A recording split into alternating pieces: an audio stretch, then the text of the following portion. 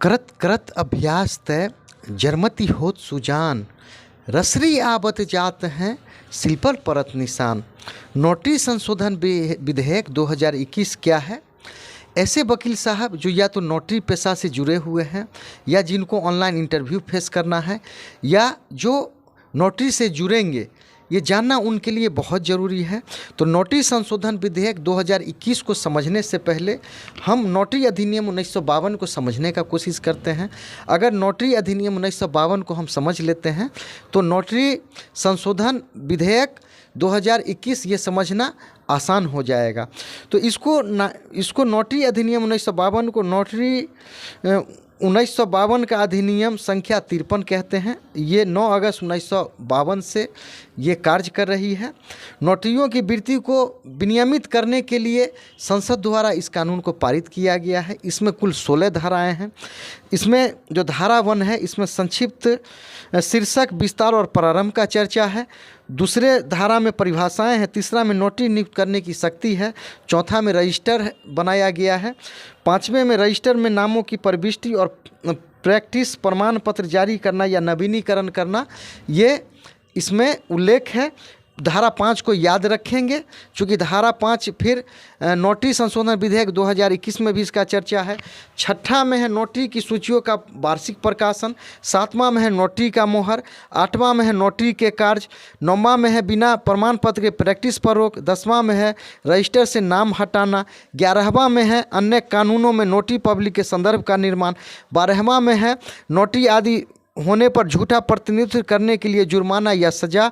13वां है अपराध का संज्ञान। 14वां है विदेशी नोटरी द्वारा किए गए नोटरी कृत्यों की मान्यता के लिए पारस्परिक व्यवस्था।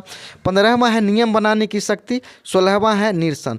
15वां जो इसका धारा है वो भी इम्पोर्टेंट है क्योंकि इसमें प्रावधान किया गया है कि केंद्र इस पर नियम जो भी है, नियम बनाने की शक्ति केंद्र के पास है। तो ये तो नोटरी अधिनियम 1952 हो गया। अब जो द नोटरीज अमेंडमेंट बिल 2021 है, इसमें मुख्य संशोधन किए गए हैं। हालांकि ये बिल अभी लागू नहीं हुआ है। तो दिस एक्ट में be called the Notaries act 2021। और ये जब सरकार अगर नोटिफिकेशन जारी कर देगी तो तब से ये लागू हो जाएगा। इसका दूसरा है in this Notaries Act 1952 after sub section 2 of section 5 the following provision shall be added. अर्थात जो नोटरीज अमेंडमेंट बिल 2021 है, इसमें ये प्रावधान किया गया है कि नवीनीकरण, जब नोटरी किसी को भी प्रैक्टिस सर्टिफिकेट मिलता है तो 5 साल के लिए मिलता है और 5 साल पूरने के बाद जो द नोटरीज अमेंडमेंट बिल 2021 है, इसमें प्रावधान है कि उनका 2 ही बार रेनुअल सर्टिफिकेट को किया जा सकता है। अर्थात नोटरी जो भी वकील अगर ये बिल पारित हो जाती है, अगर कार्य करना शुरू हो जाती है तो मात्र 2 बार ही उनका प्रैक्टिस का रेनुअल हो पाएगा। अर्थात वो जीवन भर में प्रैक्टिस मात्र 15 साल ही कर पाएंगे। और तीसरा जो इम्पोर्टेंट है in the Notaries Act 1954 after section 8 the following section shall be inserted. यानी 8 का ए है, इसमें है डिजिटलाइजेशन ऑफ नोटरीज वर्क। ऐसा इसमें प्रावधान है कि नोटरी का जो भी कार्य होगा डिजिटलाइज होना चाहिए, यानी उसका डिजिटल के रूप में रिकॉर्ड होना चाहिए।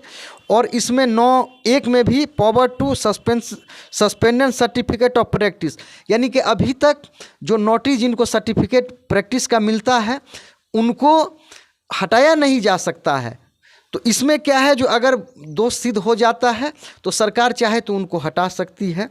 ये भी इसमें जो नोटरी संशोधन विधेयक 2000 है उसमें प्रावधान है। In the Notaries Act 1952 after clause H of sub section 2 of section 15 the following clause shall be added the format and manners in which the digital records of notarial work undertaken by notary shall be maintain under section 8A। यानी कि notary को जो अभी तक अधिकार है कि जो इनका फंक्शन है, अर्थात जो नोटरी का कार्य है, उसके अलावा भी कुछ कार्य ऐसे हैं जो नोटरी कर सकते हैं। लेकिन अब जो द नोटरीज अमेंडमेंट बिल 2021 अगर ये कार्य करने लगेगी तो इनको जो जिन कार्यों का उल्लेख है उसी कार्य को नोटरी को करना होगा, इसके अलावा इनको कोई कार्य नहीं करना होगा। तो यही द नोटिस अमेंडमेंट बिल 2021 है, हम समझ गए होंगे। इसमें मुख्य रूप से कुछ बातों का चर्चा है। पहला चर्चा ये है कि ये इनका जो नवीनीकरण होगा 2 बार से ज़्यादा नहीं होगा। तीसरा इसमें चर्चा है कि इनको डिजिटलाइज, जो भी कार्य करेंगे इनका डिजिटलाइज होना चाहिए।